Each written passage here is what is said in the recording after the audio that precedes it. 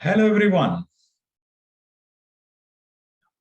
The purpose of this video to all of you is to give you an understanding of how to get the most out of a GR&R study for a variable data measuring system.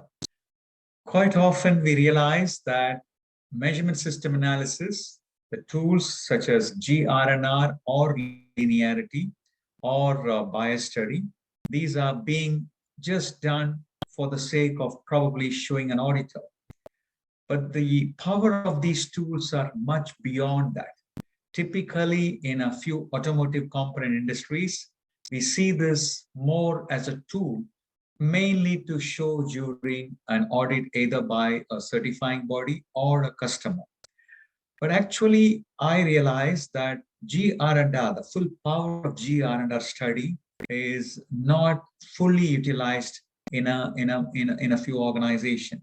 So the purpose of this video is to give you a glimpse about how we can get the most out of GR&R study. Most of you use either an Excel template or some commercial packages and conduct GR&R study. And most of the time, it is just the end point. Whereas any measurement system analysis study, be it a GR&R study or a linearity study, calls for what I call as ATR, Action Taken Report. MSA study is like a CT scan. A CT scan probably gives an idea about whether there is a tumor or not. But just by doing a CT scan, the cure is not ensured. It is up to the doctor or the consultant to take appropriate action. Could be medicine or a surgery, which makes the which helps you to take that action of the tumor. In a very similar fashion, MSA study, any MSA study is a CT scan.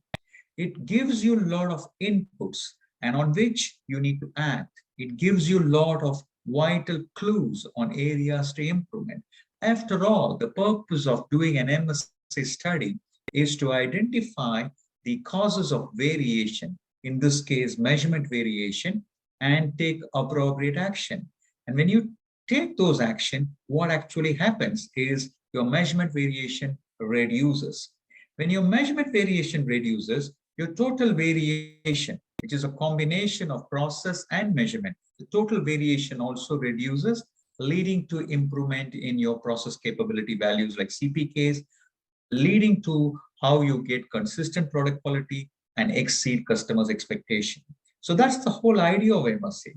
So I thought in this 10 to 15 minutes of video, there are two videos I propose to show you. One is a video where I highlight the GR&R study, and another separate video to highlight the importance of what to do after a linearity study.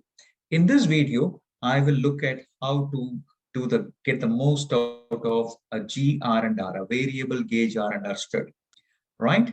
And I'm going to use the same example that is being published in the AIAG manual. I'm going to use the same example. In fact, it's a wonderful example. In fact, I don't know how many of you are familiar with how such an example was chosen. It's a wonderful example that has been chosen and published by AIAG, which gives you a lot of insights about what to do after conducting an MSA study. That's the purpose. To me, GR&R study is the starting point. It's a CT scan. What you do after only determines whether you'll get benefit out of it or not. Unfortunately, more than 90% of the GR&R studies, those who do, find, they do it as the end game. They say GR&R study done. It's a tick. You just put a tick and say, yes, I've done GR&R study. That is not. It is like going to somebody and say, yes, I've done CT scan. I do CT scan every day. And I don't do anything else. I'm okay. No, it's not. So it's the action taken report that is very important. So let me explain to you first in this edition the GR&R example that is published in the MSA manual. So I'm going to use the GaugePack software from PQ Systems, primarily because I find the analysis, the interpretation is much more easier when you use softwares like GaugePack. So I'm going to use gauge pack, but I'm going to use the same example that is published in the AIAG manual. So let me share my screen so that you'll be able to see that gauge R&R study. And so I hope you're able to see my screen now.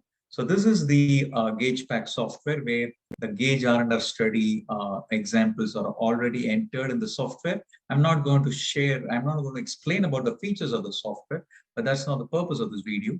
The purpose of the video is, as you could see, the gauge R&R study is already entered. This is the MSA 4th edition, page number 105. So that's the example that we're going to discuss now.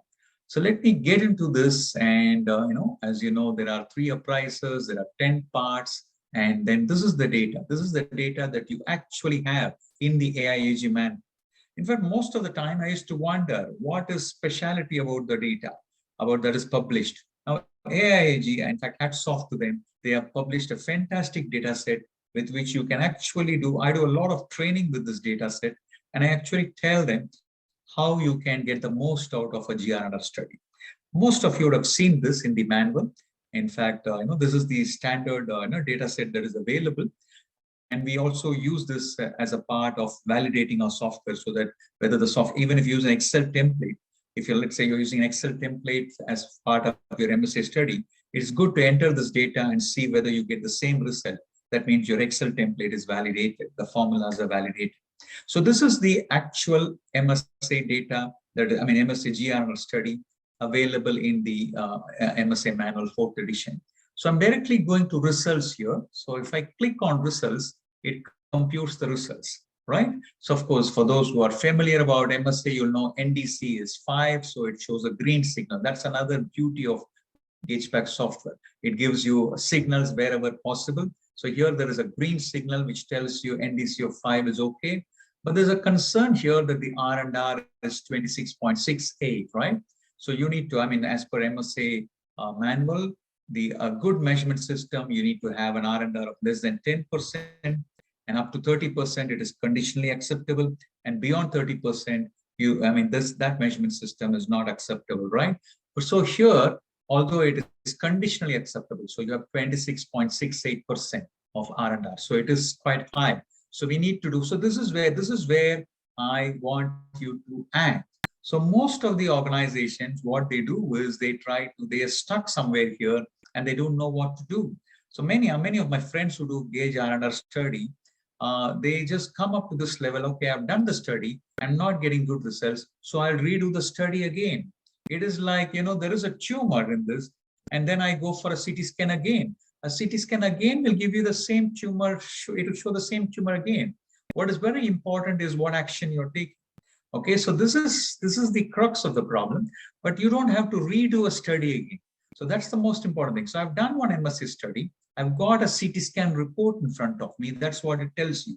It tells you that the percentage gauge R&R is 26.68. That's a very high. And NDC is 5, which is okay. NDC wise, it is okay. So the first thing that you need to do, is you should go to the chart section. So go to this charts, and then, fortunately, GaugePack comes up with these. I've chosen, there are many other charts that GaugePack looks at, but I've chosen a few charts. Basically, this is the range chart. This is the range chart of the MSA study. This is the average run chart. And this is the appraiser inconsistency chart, which tells you who is inconsistent and which appraiser is consistent and which appraiser is inconsistent. This is the appraiser bias. So let me explain to you one by one. The first thing when I look at this chart, you should see that, look at the range chart first. If you look at the range chart, there is one point which is outside the control limit. Okay, so typically that's a special cause and that needs to be investigated, a point outside on the range chart. So in this case, okay, so sample number 4 for appraiser B is outside the control limit. So technically what we need to do is we need to investigate and find out what really happened here. Okay, if you still have the sample, it is worth to give it as a retest to appraiser B itself. Okay, if you have the sample still. But quite often in situations like this, the sample may not be available. So what the best option for us is to remove this sample from the study completely for all the 3 appraisers. Okay, so what do? So I just close this and I go to names. So this is the option that we have in gauge pack. So I remove part number 4. So it's a very simple feature that you can do it in softwares like gauge pack. So easy. So what I'm going to do is that I'm in an investigation mode.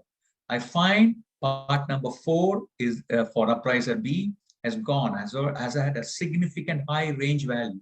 So having that in the study, it's a special cause and it needs to be investigated. Unfortunately, I don't have the part, let's say. So what I do is I remove it from the study. So this gauge R&R study will now have only 9 parts instead of 10. So now I go back to the results and I see some impact on the R&R percentage. There has been some reduction, but not much yet. But if you look at the charts now, if I go and plot the 4-in-1 chart, now there is no special pause on the range chart. So if you see, there are only 9 data points available now. Okay, because we have removed one for everybody. It's not just we are removing that one sample only for appraiser B, but we are removing for everybody, right? So then what I do is that, okay, so my job is to reduce the gauge R&R percentage, right? So we need to bring it closer to 10, right? So then only, there is better measurement reliability. My measurement variations are, significantly brought down. So the next thing I do is, okay, now that the range chart looks fairly okay, it looks fairly okay. I'm not saying it's fully okay, but there are no special causes. Then I look at the appraiser average run chart. So these are the average values of the 3 appraisers: appraiser A with a circle, appraiser B, which is a red colored square, and appraiser C, which is a triangle, right? So if you look at this, consistently, appraiser C consistently is measuring lower. In fact, most of the times he is very low compared to the other 2. So that in terms of reproducibility, he is the one who's creating it. And if I look at the appraiser bias study, it also confirms that appraiser C is measuring significantly low, whereas appraiser A and appraiser B are not very far apart. Okay, there is something, he is measuring it a little higher, but they are not far apart. Whereas appraiser C is actually measuring it completely differently.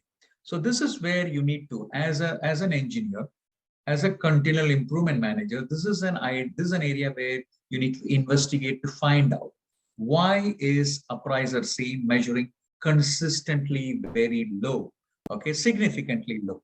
So we need to investigate to find out. So here, of course, I'm just going to show you what happens if you fix it. But since we don't know who this appraiser is, what correction we do is, so in this software, I'm just to show what is the impact it creates. I'm just going to go to names and remove appraiser C just for the sake of showing you what impact is. And that is why I love this MSA example. The example that's given in the manual is a fantastic example created for all of us to understand how we need to go about.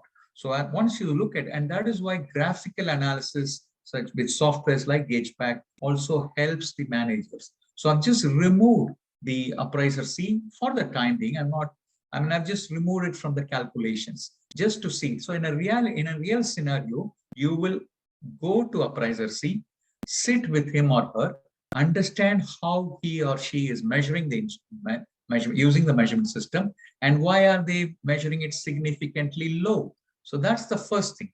Of course, since we don't have such information, this is a data that is published in the AIG.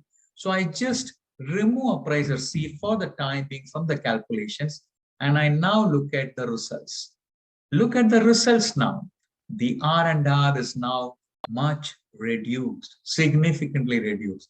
The NDC is also good, which is greater than 5, which is a green signal, and the R&R is actually 17%. So when we started, it was about 26%, and now it is about 17%. And look at the appraiser to appraiser variation. Okay, it is much less than 10%. About 6% is what is appraiser to appraiser variation. So equipment variation is still high. So now let's go to the chart. And if you look at the chart, so this is how it is. So look at the appraiser run chart. There is not much of reproducibility variation. Well, there is a lot more to do because B is inconsistent. Appraiser B is inconsistent. So if you look at it, although the FX plot, this is called the main FX plot. The main FX plot of inconsistency shows Appraiser A is good, very consistent, and appraiser B is inconsistent. Although they are not significantly different, they are still within the control limits. But if you want to further reduce, if you want to further reduce this R&R, if you want to further reduce, we need to now sit with appraiser B, train him to see why is he more inconsistent. So that is how you further reduce the measurement system variation to bring it less than 10. So when you get a high MSA, typically in many organizations, I find they do the MSA after a week without any action. Okay, just doing one more. Probably they are very cautious of getting good values put in the Excel template so that they get a good MSA study that will satisfy the auditor. My dear friends, auditor is not the customer. And please, we are doing MSA to get consistent product for the customer. So that is why I want you to use the graphical side of softwares and understand and see the picture, understand where we are going wrong, like what we have done here. We first identified a point which was outside the control limits on the range chart, which was sample number 4. We removed it. Then we looked at the appraiser average run chart. We saw appraiser C is always measuring very low. He is what is contributing to the reproducibility error, which is the appraiser variation. And once we do all these corrections, from 26%, we have now brought it down to about 15%. So that is exactly how you should go about doing an MSA study. MSA study is the beginning. GR&R study is a CT scan. It is the beginning of how it's a tool that will give you a lot of clues on which you must have an action taken report. Every MSA study, it's an expensive study, like CT scan is also an expensive investigation. MSA study is also an expensive study. So don't do it frequently. Do it once, but do it with proper observation, get all the points in, and then sit and analyze it graphically. Rather than looking at, today, unfortunately, I see a lot of my good friends in the industry, typically in auto components, they are worried that, okay, we must somehow get less than 10%. We must somehow get an NDC greater than 5. So just, of course, most of you are familiar, the Excel template is being used to the maximum, but it does not add any value to the actual process. It does not add any value to your customer. My dear friends, your job is to satisfy customers. Your job is to produce consistent quality. That is the purpose of MSA. An MSA study is not the end. MSA study is the beginning. So that's why we do it upfront in the process. Get everything right. See the picture. Don't look at the final answer. We are always worried about the final answer. Even if it's 26% or 30%, not to worry. The whole idea is look at the graphs. Look at these kind of 4-in-1 graphs that GagePack does, or many other softwares also give graphs. So look at these graphs, make your own judgment, and do the appropriate correction. Do the appropriate corrections, or corrective actions in a real scenario. Or if you cannot do it, remove that one sample from the study. Remove that one appraiser from the study. That itself gives you a clue that what is creating what. So these kind of things, unfortunately, in this software, you are just unticking. So you can go back and do everything. In this software, you can actually go back to the names and then click everything back. So they're all in place again. So there is no problem here. So if you look at the results again, it goes to the original position of 26%, right? So it's very easy. So that's the reason I always recommend good softwares for doing MSA study. GagePack I really love because it has the lot of user-friendly stuff. You don't have to be a Six Sigma black belt to be a master in MSA. Softwares like GagePack will help you to actually make it easier. It's very, very straightforward. When you look at the graphs, you get a lot of clues, you make some corrections, and then you see how the improvement happens. Okay, so this is how we do GagePack software. So I hope you got some inputs about how to do a gauge R&R study. Please don't worry about when you get a high gauge R&R initially. There are many other graphical tools I've not explained here, but start simple. Start with looking at the range chart and the appraiser average run chart. Do it. you can do a lot of improvements with these simple things. So thanks for listening to this video. My next video, which will be released soon, will be on linearity study. Thanks for watching my video. This is Nanda from PQSI signing off for now.